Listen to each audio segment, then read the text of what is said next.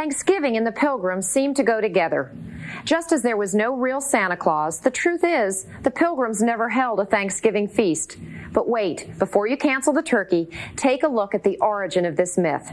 In some ways, the truth is even more intriguing. The Pilgrims did have a feast in 1621 after their first harvest, and it is this feast which people often refer to as the first Thanksgiving. This feast was never repeated, though, so it can't be called the beginning of a tradition, and neither was it called by the Pilgrims a Thanksgiving feast.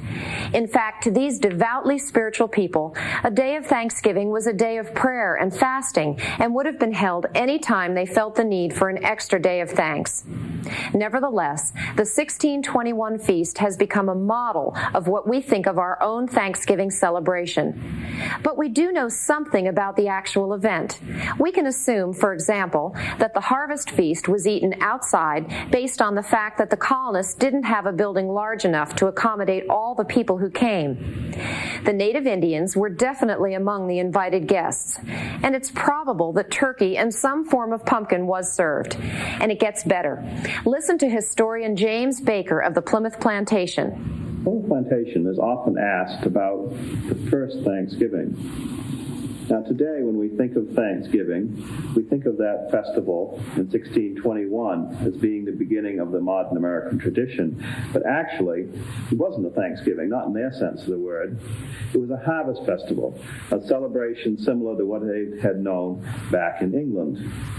What we do know about this celebration comes from two quotes, one from Governor Bradford and one from a book called Mort's Relation. Our harvest being gotten in, our governor sent 4 men on fowling, so that we might, after a special manner, rejoice together after we've gathered the fruit of our labours. They 4 in one day killed as much fowl as, with a little help beside, served the company almost a week. At which time, amongst other recreations, we exercised our arms, many of the Indians coming amongst us, among the rest their greatest king, Massasoit, with some 90 men, whom for 3 days we entertained and feasted, and they went out and killed 5 deer, which they brought to the plantation and bestowed on our governor, and upon the captain, and others. And although it be not always so plentiful as it was at this time with us, yet by the goodness of God, we are so far from want that we often wish you partakers of our plenty. From this we know that the feast went on for 3 days, included 90 Indians, and food was plentiful. In addition, the venison that was provided by the Indians and the wild fowl was enough to supply the village with meat for a week. The fowl would have included ducks, geese, turkeys, and even swans. The people we know as the Pilgrims have become so surrounded with legends that we tend to forget that they were real people. Against great odds, they courageously made the famous voyage that founded the first New England colony. They were ordinary men and women who sought to escape the religious controversies and economic problems of their time. Many of them were members of a Puritan sect known as Separatists.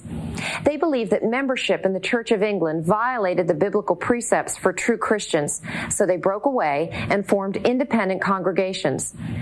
At a time when church and state were one, such an act was considered treason, and the Separatists had to flee their mother country. It helps our faith to remember those hardy English men and women who braved dangers far greater than we have to face today to follow their own consciences and give glory to God.